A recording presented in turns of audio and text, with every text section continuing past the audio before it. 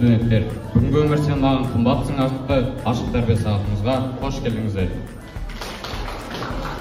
Өмірдің мәні қандай, қайратыңды жігерге жаны қандай, жүріңдер бұл өмірде қол ұстасып, достықтарың жарасып дәл осылай.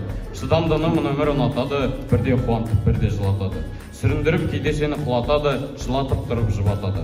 Дұшпандарға кейде сені сынатады, қатал тағдыр бірақ та шыдатады. Мұны өмір бірақ та қымбат әлі демекші.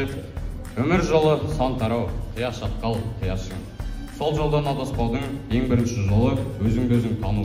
Өзіңді өзің сыйлау, өзіңді өзің қадірлеу.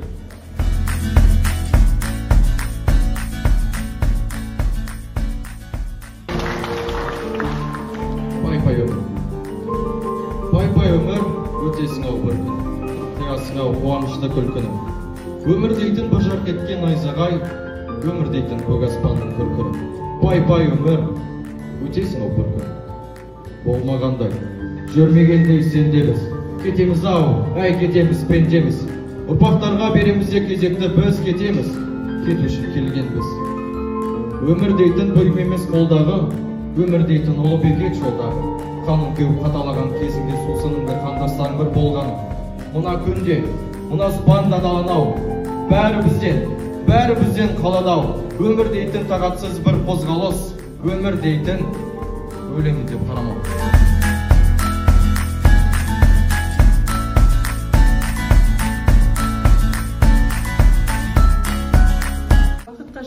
Адамға не істеу керек деп ойлайсыңдар дейді. Сол ең бірінші бақыт дегеніміз не? Бақыт дегеніміз ең бірінші ол өзіміздің істеген, ойлаған нәрсемізге қол жеткізу. Яғни адам өзінің ойлаған нәрсесіне қалай қол жеткізеді, адам солай өзінің бақытқа қол жеткізгенін біледі. Ал енді сұрақ, бақытқа жету үшін адамға не істеу керек деп ойлаймыз дейді.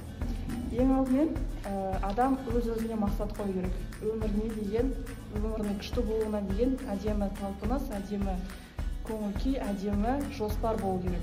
Сол үшін ол жоспар, может, қазір біз медицина саласында оқып жатырмыз ба? Енді біздегі жоспар, мысалы, бір больницада главный врач болып отыру. Болмаса басқа бір нәрсе болып, өте жоғарғы деңгейдегі дәрігер болу, мысалы, сол үшін ол біз сол жоғарғы дәрежедегі дәрігер болу біз үшін бақыт. Ол үшін істейміз, ол үшін біз жақсы оқимыз, оған талпынамыз. Яғни біз өзімізді жан-жақтан ашып, жан-жақтан көрсетіп, өзіміздің мақсатымызға әрекет істеуіміз керек. Өмірдің мәні әртүрлі. Бір адамдар үшін өмірдің мәні ол ақша, байлық болатын болса, ал бір адамдар үшін ол отбасылы болып, ұрпағын жалғастыру. Отбасы ол біздің өміріміздегі ең басты құндылықтардың бірі. Отбасында сүйіспеншілік, сыйластық, татулық, бауырмалдық болса, онда бірлікте болады.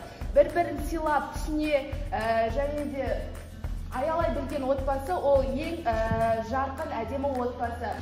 Бір адамдар үшін мына әлемді дамыту, өзін дамыту және мәнсабын жоғарылату ол өмірде алдына қойған ең басты мақсаттарының бірі болуы мүмкін. Әлем дамыса, адам да дамиды. Өмірдің мәні туралы ойламаған адамға өмірдің мәнін түсіндіру мақсатында ізденбеген философиялық мектеп жоқ шығар. Біз орыс жазушысы Соловьевтің «Духовные основы жизни» кітабымен Мұқағали Мақатаевтың өмір жайлы өлеңін салыстырып көрдік. Бұл жерде орыс жазушысының кітабында діннің адам өмірінде алатын маңызын және де болашақта діннің адам өмірінің мәніне айналатындығы туралы жазылған. Ал Мұқағалидың өлеңінде мына өмірдің қамшының сабындай қысқа екендігін және әрбір өткен уақытымызды бағалай білуіміз керектігін түсінеміз. Осымен біздің презентациямыз аяқталды. Назарларыңызға рахмет.